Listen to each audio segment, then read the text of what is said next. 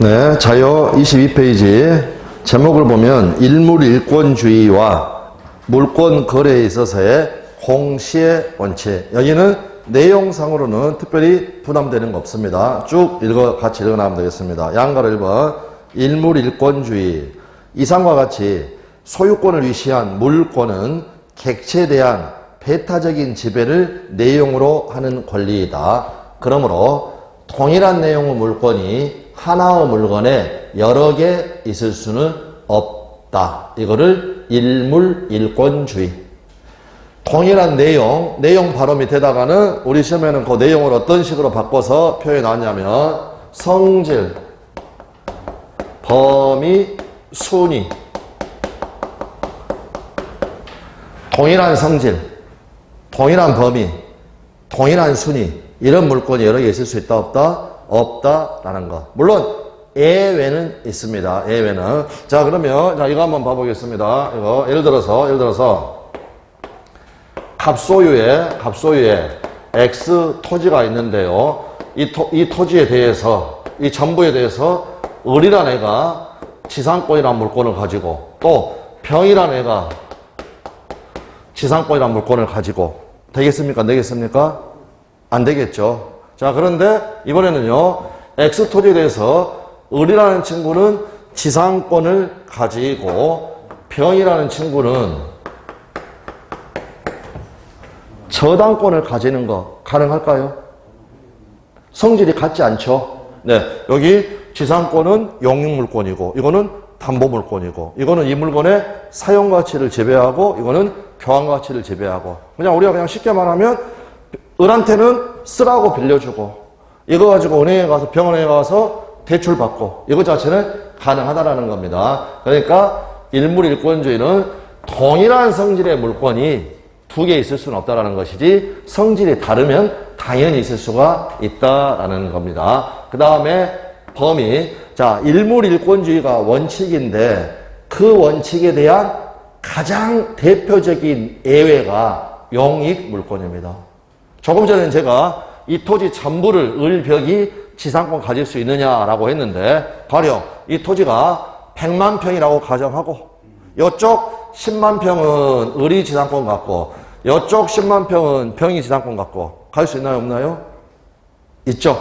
범위가 다르면 양립할 수 있다라는 겁니다. 그 다음에 순위가 다른 거. 이거 그냥 아주 간단하죠. 우리 은행에 가가지고 제1금융권에 가서 대출 받고 그 다음에 이 금융권에 가가지고 2순위의 저당권.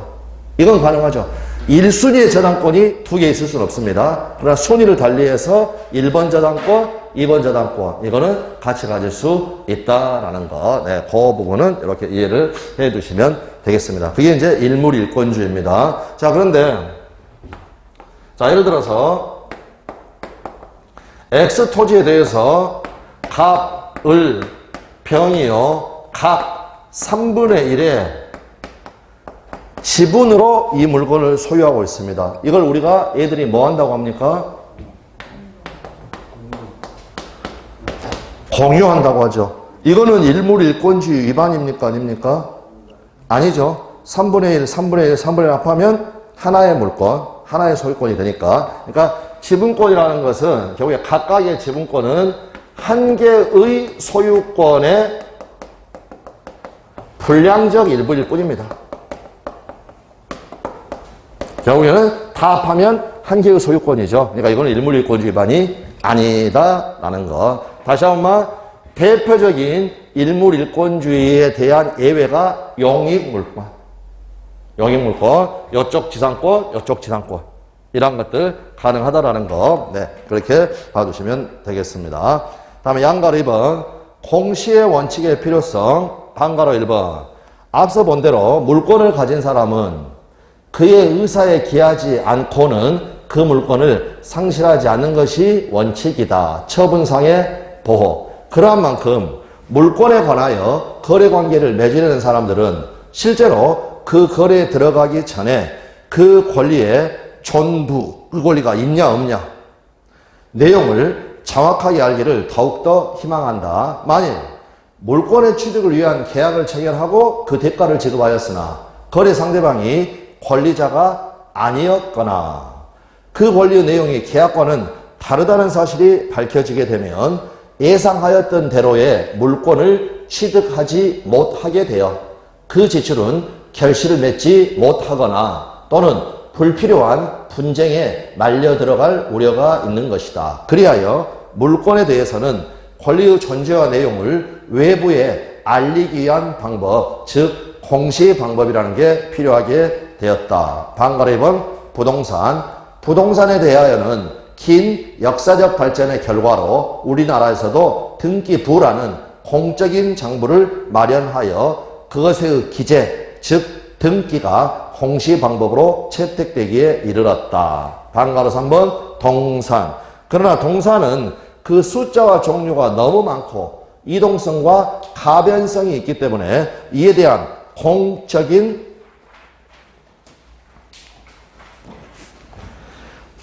장부를 마련한다는 것은 사실상 불가능하므로 특별한 것들, 선박, 항공기, 자동차, 건설기계와 같은 일부의 동산을 제외하고서는 그것에 대하여 여러 가지 형태의 사실적 지배, 즉 점유를 통하여 동산 물권이 공시된다는 태도를 취하고 있다. 그래서 동산의 물권은 점유 또는 인도, 인도로 공시된다라고 해도 틀린 말은 아닙니다. 네, 그렇게 봐주시면 됩니다. 양가로 3번 민법의 태도, 즉 민법의 조문, 규정. 이러한 제도가, 즉 공시제도가 마련되어 있더라도 거래 당사자들이 실제로 물권의 변동이 있을 때마다 그 공시 방법을 취하지 않는다면 물권의 현재의 상태를 정확하게 공시하는 것은 불가능하다. 여기 이해되시겠습니까? 그러니까 가봐보라고 매매해가지고 돈 다 주고 등기 관련서를 다 받았어도 우리 등기 안 하고 있으면 지금 물권이 공시가 안 되고 있는 거죠. 안 되고 있다. 그러므로 민법은 거래 당사자들이 공시 방법을 취하지 않으면 물권의 변동은 일어나지 않는다는 원칙을 채택함으로써 그 실현을 간접적으로 강제를 하고 있다. 즉 부동산에 관한 물권의 득실 변경은 등기해야, 그리고 동산에 관한 물권의 양도는 그 동산을 인도하여야 각각 효력이 생긴다라고 정하고 있다. 186조는 저희가 이미 읽었죠. 다시 한번. 부동산에 관한 법률행위로 인한 물권의 득실 변경은 등기하여야 그 효력이 생긴다. 뭐 해야요? 등기해야. 그러니까 자 보십시오. 매매대금 다 지급했다. 인도받았다. 근데 등기가 안 됐다. 소유권 취득했다 안 했다? 예. 근데 매매는 있었고요. 등기는 받았습니다. 등기는 받았다. 근데 만약 대금은 아직 미지급됐다. 소유권 취득한다 못한다? 취득한다. 취득한다. 자, 그 다음에 등기는 다 받았는데 아직 인도는 받지 못했다. 라고 해도 어떻습니까? 소유권을 취득은 한다라는 거. 네, 그렇게 해서 봐두시면 되겠습니다.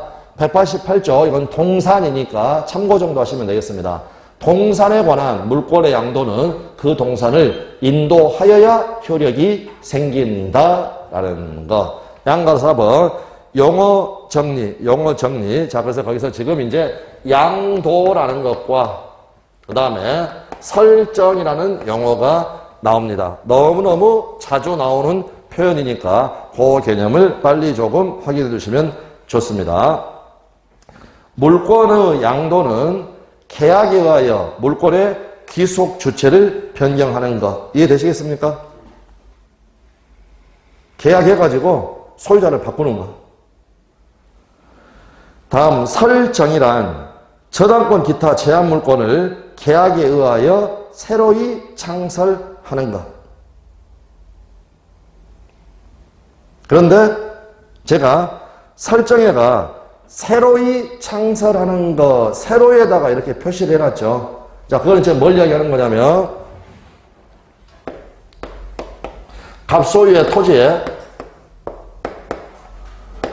을이 지상권을 취득했습니다. 그러면 을이 지상권을 취득을 하려면 설정 계약하고 이게 계약이니까 등기, 요 동그라미 쳤다는 말이 등기를 했다는 겁니다. 이름으로써 취득을 하게 되는 겁니다. 취득하게 된다. 그러면 아까 이거는 설정적 승계 취득이니까 갑 자신이 소유권 자체는 그대로 가지고 있다고 그랬죠. 그러면서 이 지상권이라는 제한물권이 새롭게 만들어지는 겁니다. 그런데 지상권을 양도할 수도 있나요, 여러분? 할 수 있죠. 예, 그러니까 지금 만약에 등기로 보게 되면 갑의 토지에 먼저 을한테 지상권이 설정되어 있다. 요게 설정입니다. 요게 설정. 처음으로 지상권 만들어지는 거. 그런데 을이 돈이 필요하다. 지상권도 매매의 대상이 될 수 있다고 그랬죠. 그래서 요 지상권에 대해서 병하고 매매 계약을 체결하는 겁니다. 지상권 매매. 그리고 계약으로 지상권자를 바꿔서 얘한테 지상권을 넘겨주는 거. 이거는 지상권 양도. 그러니까 지상권이라는 단어, 제한물권이라는 단어가 나왔다고 그래서 무조건 설정이라는 것만 있는 게 아닙니다. 지상권도 양도될 수 있다. 양도될 수 있다. 되셨죠? 그러면 이제 이런 식으로 등기를 하면 되죠. 이렇게. 그 다음에 여기 뭡니까? 목적. 요거는 지상권 설정. 여기는 지상권 이전. 해가지고 부기등기식으로 이렇게 된다라는 거. 자, 그래서 거기 제가 다시 한 번만 설정이란 저당권 기타 제한물권을 계약에 의하여 새로이 창설하는 것. 그 새로이란 말의 의미 아시겠습니까? 얘는 지금 새로이 창설한 게 아니죠. 있는 거 지금 받은 거죠. 그러니까 그거는 지상권을 양수받은 거고. 다시 한 번만. 이 사람은 지상권을 취득하기로 했는데 이 사람은 지상권을 양도받은 거고 이 사람은 지상권을 설정받은 거고 그래서 새로이란 말에다 제가 표시를 해놨다라는 겁니다. 표시를 해놨다. 이렇게 봐두시면 되겠습니다. 다음, 그리고 득실이란 취득과 상실을 줄인 말인데 위민법 186조는 이미 우리가 배웠죠. 그 문헌에서 보는 대로 그 중에서 계약과 같은 법률행위에 의한 취득, 상실, 변경에만 적용이 된다. 이 말은 법률행위의 경우에만 등기가 필요하다라는 거. 등기가 필요하다는 거 받으시면 되겠습니다. 7번 너무너무 중요한 거죠. 매매 계약에 기한 소유권 이전의 요건 나와 있습니다. 자, 그래서 이미 정리하는 겁니다. 갑소유의 주택에 대해서 을하고 매매 계약이 체결되었다. 이 매매 계약에 의해서 을이 소유권을 취득을 하려면 이거 묻지마 암기되어 있어야, 정리되어 있어야 됩니다. 1번, 이 매매 계약이 유효할 것. 계약이 무효면 소유권 취득 못합니다. 다음, 2번, 을 앞으로 등기가 격려가 될 것. 그런데 애한테 소유권을 넘겨주려면 갑이 소유권을 가지고 있어야 된다. 여기를 이제 구별을 잘 하셔야 됩니다. 아까 타인 권리의 매매가 유효하다고 그랬죠. 타인 권리의 매매가. 그런데 그 약속을 하는 거하고 권리를 직접 넘겨주는 거하고는 다른 겁니다. 그걸 이제 우리가 공부를 해야 되는 겁니다. 그래서 여러분 자기께 자기 의사에 기하지 않고도 다른 사람에 넘어가는 거 인정된다 안 된다? 안 된다고 그랬죠. 아까 처분상의 보호. 가진 사람들이 법을 만들었다. 여러분의 의사와 상관없이 권리가 넘어가는 거 이거 허용하지 않는다. 그래서 3번 을한테 소유권이 넘어가려면 애한테 소유권이 있어야 된다는 겁니다. 근데 정확하게 말하면 무슨 말이냐면 4월 1일 날 매매 계약할 때는요 소유권이 없어도 됩니다. 그런데 6월 1일 날 소유권 넘겨줄 때는 그러니까 여기서 소유자라는 의미는 최소한 6월 1일 날은 소유자여야 된다. 그래서 아까 우리 그 569조에서도 매매 목적이 된 권리가 만약 타인에게 속한 경우에는 매도인은 취득하여 그 말이 6월 1일 날은 소유권이 있어야 한다는 겁니다. 취득하여 이전하여야 한다. 이런 식으로 되어 있으니까 다시 한 번만 여기 매매계약이 유효할 것, 등기가 격려될 것, 갑이 소유자일 것. 근데 소유자일 것에서 오해하시면 안 되는 게 6월 1일 날 소유자일 것. 이렇게 되어 있다는 겁니다. 자, 그래서 7번 매매계약에 기한 소유권 이전의 요건. 여기서는 물권 변동에 관한 법리를 검증하여 본다는 의미에서 매매계약에 기하여 매수인이 소유권을 취득하려면 어떠한 요건들이 갖추어져야 하는가를 살펴보기로 한다. 양가로 1번 매매계약의 유효. 매매계약이 유효한 것이어야 한다. 그것이 무효이거나 무효만 적어져 있는 게 아닙니다. 취소되거나 해제되거나 하여서 효력을 상실하게 되면 여기 중요합니다. 비록 매수인 앞으로 소유권 등기가 넘어갔다고 하더라도 소유권은 매수인에게 이전되지 못합니다. 되셨나요? 이것이 확고한 판례의 태도입니다. 다음 양가로 2번 등기 인도. 앞에서 본 대로 매수인 앞으로 부동산의 경우에는 소유권 등기가 이루어져야 되고요. 동산의 경우에는 인도가 되어야 소유권을 취득을 하는 겁니다. 양가로 3번 소유자. 원칙적으로 매도인이 그 목적물의 소유권을 가지고 있어야 한다. 아까도 말씀드렸던 것처럼 6월 1일자 기준으로 6월 1일자 기준으로 민법은 이 점에 대하여 명문으로 조문을 두고 있지는 않습니다. 그러나 앞에서 본 대로 소유자는 자기의 의사에 기하지 않고는 그 권리를 상실하지 않은 것이 원칙입니다. 처분상의 보호. 그러므로 매도인에게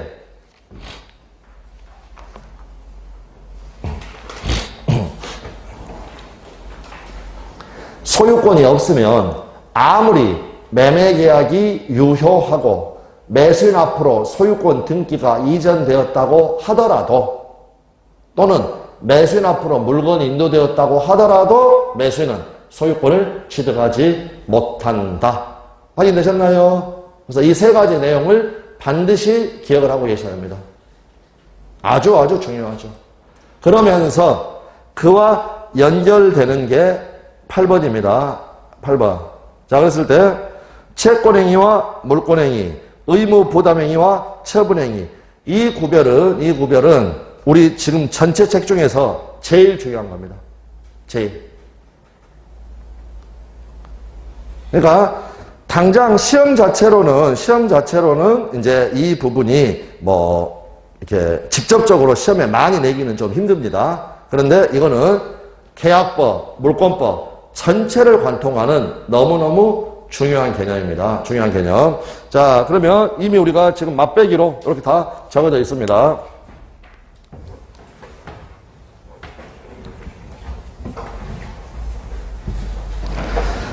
우리 민법은 약속하는 거하고 그 약속을 이행하는 거하고 구별을 합니다. 아까 타인의 권리의 매매 한번 생각을 해보시면 됩니다. 매매계약 체결할 때 지가 아니었어도 계약은 유효하다. 그 다음에 조문에서 뒤쪽에서 취득하여 이전하여야 한다. 약속하는 거하고 그 이전할 때하고를 구별하는 것에서 출발한다는 겁니다. 물론 우리가 보통 생각하는 현실 매매 있죠. 현실 매매. 거기에는 그런 것들이 막 구별되는 걸 느끼기가 힘듭니다. 근데 거기에 대해서 학자들은 뭐라고 하느냐. 이거는 약속하고 그 이행하고 그냥 다 섞어져서 이루어져 버리는 것 뿐입니다. 이것도 현미경을 가지고 가만히 보면 사고 파는 약속이 있었고 넘겨주는 행위 있었고 이런 식으로 구별이 된다라는 겁니다. 그런데 이제 부동산 매매 등을 생각을 해보면 확실하죠. 갑하고 오라고 X 부동산에 대해서 1억 원에 4월 1일 날 매매 계약을 취득했습니다. 그리고 6월 1일 날 이행하기로 했습니다. 매매 계약만 해가지고 우리 소유권 취득하나요? 아니죠. 그래서 이러한 매매 계약과 같은 행위를 의무 부담 행위다라고 부릅니다. 약속했으니까 채무가 발생했죠. 그래서 다른 말로 하게 되면 이거를 채권행위라고 합니다. 그래서 이제 제가 자주 이야기하는 것이 어떤 거냐면, 이제, 물론 지금 코로나가 안 풀렸습니다만, 이제 너무 오랫동안 친구들 못 봐가지고요. 야, 주말에 모여서 한잔 하자. 그러자. 이건 약속만 한 겁니다. 약속만. 그것만 가지고 취하는 건 아니죠. 만나서 꺾어야 한다는 겁니다. 그러니까 이 의무 부담행위, 이거는 항상 어떤 문제를 남기느냐. 이행의 문제를 남기게 되는 겁니다. 문제가 남는다. 그리고 이제 그 약속을 지키는 겁니다. 6월 1일 날. 6월 1일 날. 그래서 갑하고 을하고 만나가지고 갑이 을한테 소유권을 넘겨주겠다, 넘겨받겠다. 그 다음 또 대금 소유권을 넘겨준다, 넘겨받는다. 요 6월 1일 날 하는 걸 뭐라고 하느냐?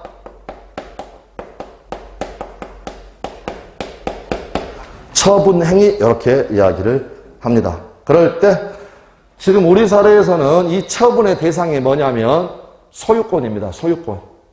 물권이죠. 그러니까 이 처분행위는 지금 우리 사례에서는 물권행위를 하고 있는 겁니다. 약속을 지키고 있는 겁니다. 직접 물권 변동을 일으키기 위한 법률행위를 하고 있는 것이죠. 자, 그런데 지금 여기 사례에서는 물건을 판 거지만, 즉 소유권 이전을 약속한 거지만 채권을 팔 수도 있다고 그랬죠. 되셨나요? 채권도 재산권이니까. 4월 1일 날 약속했습니다. 그리고 6월 1일 날 이행하는 겁니다. 이행하는 거. 그런데 채권이 이제 갑에서 을로 넘어가는 겁니다. 계약으로 귀속 조치를 바꾸는 겁니다. 그래서 소유권을 넘기는 걸 소유권 양도, 채권을 넘기는 걸 채권 양도, 더 정확하게는 양도 받고 양수 받는다. 이렇게 합의를 하는 것. 그런데 채권을 여기 물권행위에다가 여러분 채권 양도를 쓸 수는 없죠. 이건 물권을 변동시키는 건데, 이것서 이 처분행위에서 두 개를 나눠가지고 물권행위와 물권 이외의 권리의 변동을 목적으로 하는 것, 이거를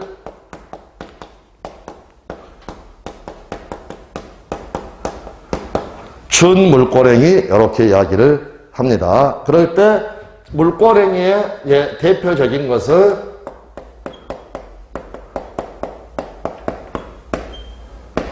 소유권 양도, 그 다음에 각종의 제한물권 설정, 그 다음에 소유권의 포기,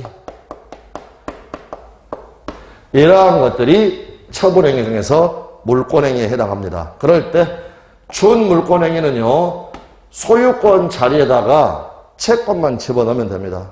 채권만. 그래서 채권 양도. 물론 채권에다가 질권이라는 걸 설정할 수도 있지만 질권은 우리 시험 범위가 아니니까 여기는 뛰어넘어가 버리고, 채권을 포기했다는 말, 제가 여러분한테 가지고 있는 채권을 포기했다는 말은 다른 말로 하게 되면 여러분의 채무를 면제해줬다고 볼 수도 있죠. 그래서 이러한 것들,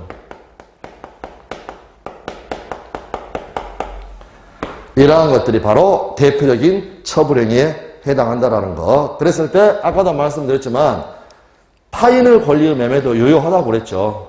그러니까 여기 의무 부담행위 할 때, 이때와 처분행위 할 때 큰 차이점은 뭐냐? 아까 소유권을 넘겨주려면 소유권이 있어야 한다고 그랬죠. 그래서 처분행위를 할 때는 뭐가 있어야 되냐면 처분권이 있어야 됩니다. 그러면 처분권은 누구한테 있느냐? 원칙적으로 권리자한테 있습니다. 그래서 소유권을 양도를 하려면 결국 처분권은 소유자가 가지고 있고, 채권을 양도하려면 권리자니까 채권자가 가지고 있고, 이러한 사람들이 해야 된다는 거. 이렇게 해서 봐주시면 됩니다. 그런데 의무 부담행위 할 때는 처분권이 필요하다, 필요치 않다, 필요치 않다. 그 대표적인 게 아까 타인의 권리의 매매, 유효하다라는 거. 그래서 이처럼 4월 1일과 6월 1일 구별된다라는 거. 특히 요거 채권 양도 며칠 날 합니까? 4월 1일 날 합니까? 6월 1일 날 합니까?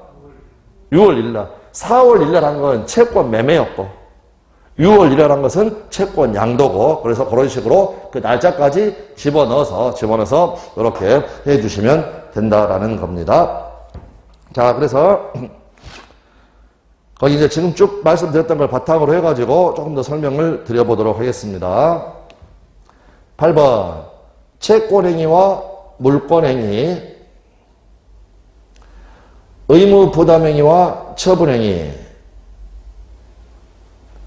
위의 매매계약이 유효한 것이어야 한다와 관련하여 여기서 민법을 공부함에 있어서 매우 중요한 기본적 개념의 하나를 살펴본다. 근데 제 속마음 같아서는 여기다 매우 자를 한 10번 정도 적어놓고 싶습니다. 매우. 양가로 1번 채권행위와 물권행위의 구별. 우리 법은 우리 사례에서 행하여지는 부동산 양도와 같이 법률에 의하여 어떠한 특정의 권리에 관한, 여기는 소유권이 되겠죠. 물권이니까 일정한 변동, 가로, 양도, 부담 설정, 내용 변경 등이 일어나는 경우에 그 권리 변동을 일으킬 의무의 부담을 내용으로 하는 것, 4월 1일 날 하는 것. 나는 너에게 부동산을 양도할 의무를 진다. 이것과 권리 변동 자체를 내용으로 하는 것. 나는 너에게 부동산을 넘긴다. 양도한다. 이거를 각각 별개의 법률행위로 한다는 태도에서 출발하고 있다. 이거를 별개의 법률행위로 한다는 걸 제일 잘 보여주고 있는 게 아까 569조. 취득하여 이전하여야 한다.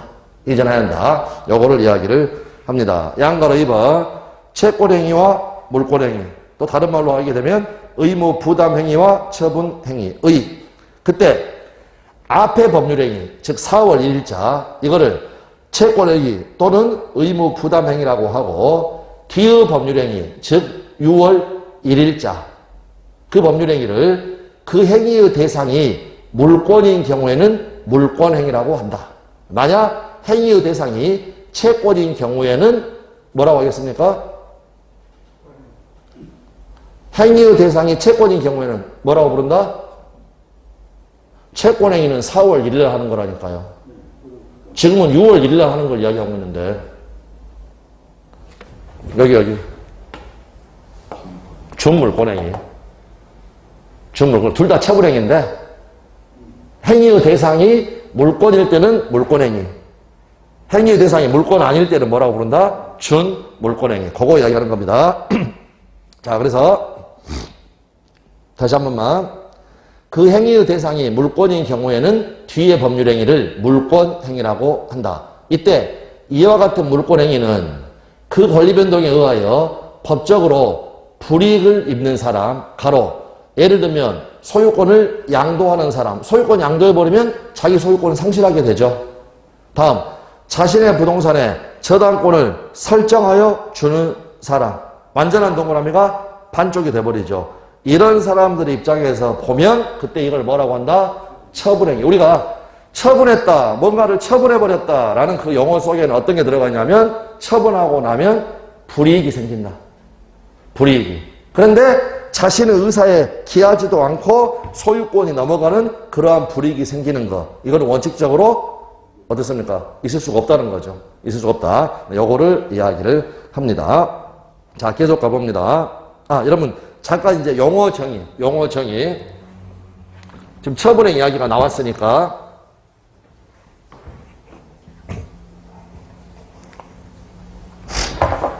자, 우리가 이렇게, 이때요, 지금 처분이 여기 설정이 있었죠. 설정.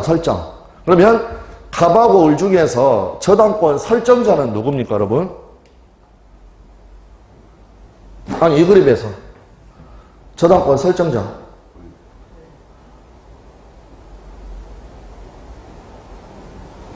저당권 설정자.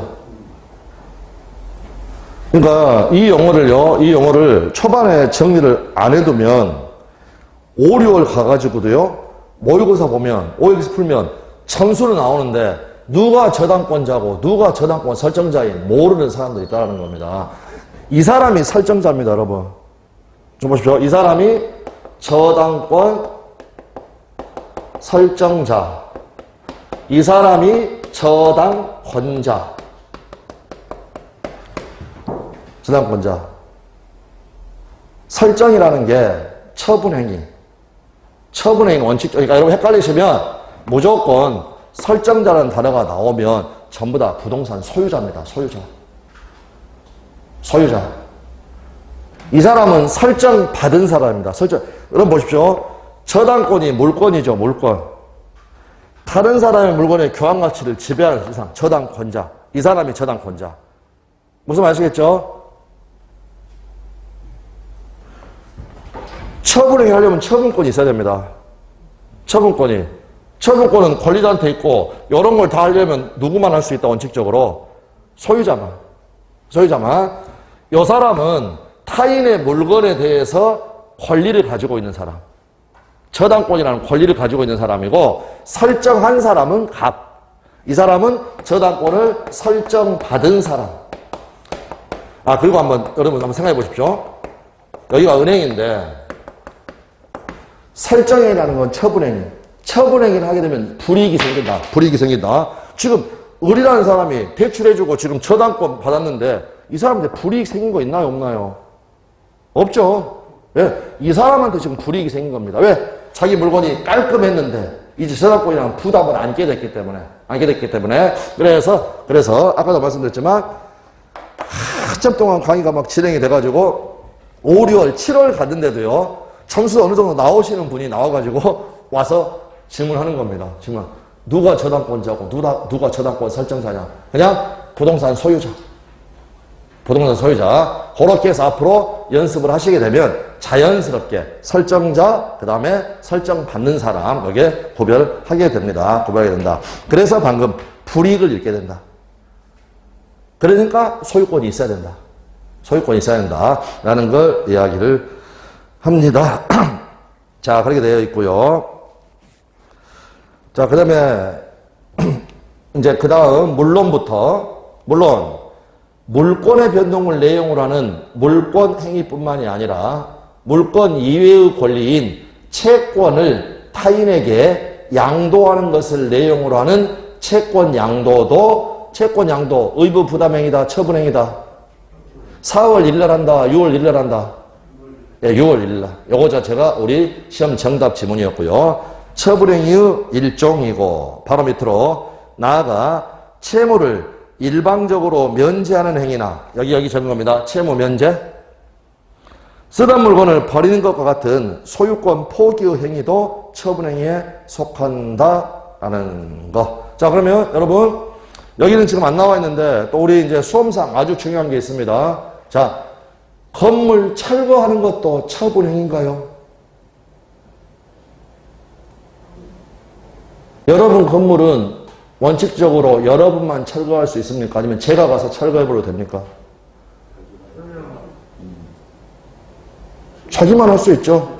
그 다음 건물을 철거하게 되면 건물의 소유권이 없어져 버리는 불이익을 입게 되는 거죠. 그러니까 건물 철거는 처분행위다 아니다? 처분행위다. 그러니까 누가 할 수 있다? 처분권자가. 자, 그래서 나중에 물권법 건물 철거와 연결돼서 아주 중요한 판례하고 연결이 되니까 여기에 적어져 있는 것 말고 건물 철거도 처분행위. 항상 처분행위라는 것은 행위한 사람 입장에서 보면 불이익이 생깁니다. 불이익이 생긴다. 이렇게 봐두시면 되겠습니다. 방과로 2번 사례 분석.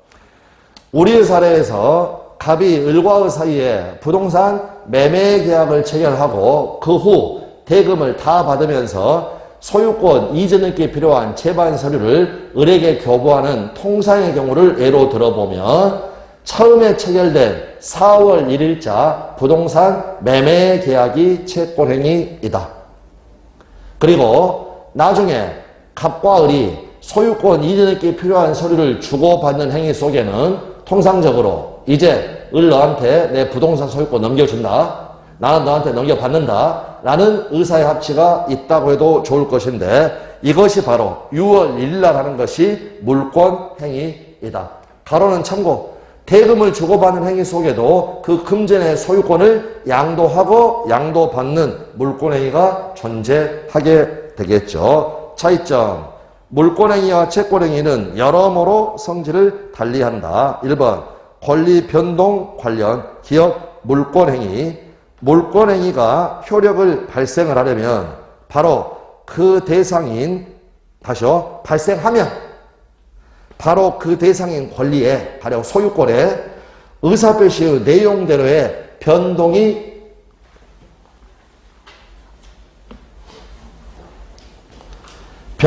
일어난다. 이는 물권행위도 법률행위인 이상 당연한 일이다. 즉 소유권 기타 권리가 양도되고 지상권이 설정되며 권리의 내용이 변경된다. 따라서 물권행위가 유효하려면 그 대상이 현존하고 특정되어야 한다. 막연히 불특정한 대상에 대해서는 권리 변동이 일어날 수 없겠죠. 2번 채권행위. 여기 참고하시면 됩니다. 여기는 갑이 을에게 민법 인문서 한 권을 준다고 약속한 경우에 그것이 채권행위인 이상 소유권이 넘어갈 책이 어느 것인지 구체적으로 특정되지 않아도, 나아가 그 책이 현존하지 않더라도 그 계약 자체는 유효합니다. 그러나 그 책의 소유권이 양도가 되어서 을이 소유자가 되려면, 즉 물권행위가 효력을 가지려면 이제는 그 대상도 현존하고 특정되어야 합니다. 이제 제일 중요한 건 2번에 나와 있죠. 처분권 관련 기업 물권행위. 물권행위가 유효하려면 처분자가 대상인 권리에 대하여 처분권을 가져야 한다. 부동산에다가 저당권을 설정하려면 소유권을 가지고 있어야 한다. 원칙적으로. 권리자는 통상 자신의 권리를 처분할 권리를 가진다. 그래서 여기가 제가 처분행위 하려면 처분권이 있어야 된다. 처분권은 통상 누구한테 있다? 권리자한테 있다. 라고 이야기하였습니다. 만일 자신의 권리에 대한 타인의 처분행위가, 여기 의무부담행위라고 적어져 있지 않습니다. 이 단어 확인해야 됩니다. 타인의 처분행위가 유효하다면, 따라서 권리자의 의사와 무관하게 그 권리가 이제 제3자에게 넘어간다고 한다면 애초에 그 권리는 그의 것이라고 할 수가 없는 겁니다. 지 의사하고도 상관없이 다른 사람한테 넘어가게 된다면 지 거라고 할 수도 없다. 그러므로 타인의 권리에 대한 물권 행위는 원칙적으로 효력이 있다 없다? 없다. 이게 아까 앞에서는 무권리자의 처분행위. 무권리자의 처분행위. 유효다 무효다? 무효다. 그러니까 다시 한번 정리해 봅니다. 최종 결론. 무권리자. 가령 소유자 아닌 사람. 무권리자의 의무부담행위. 유효 무효? 무권리자의 의무부담행위. 타인의 권리의 매매. 직거 아닌데 매매계약 약속이었다. 이거는 유효 무효? 유효. 그런데 취득해서 이전해야 되는데 취득하지 못했다. 가령 취득한 바가 없다. 무권리자의 물권행위 또는 처분행위. 이거는 유효 무효? 무효. 결론적으로 소유권 취득한다 못한다? 못한다라는 거. 그럼 다시요. 갑 소유의 토지가 있는데 을이 등기 관련 서류 위조를 해가지고 지 앞으로 등기를 했습니다. 자, 을은 소유권 취득했나요 못했나요?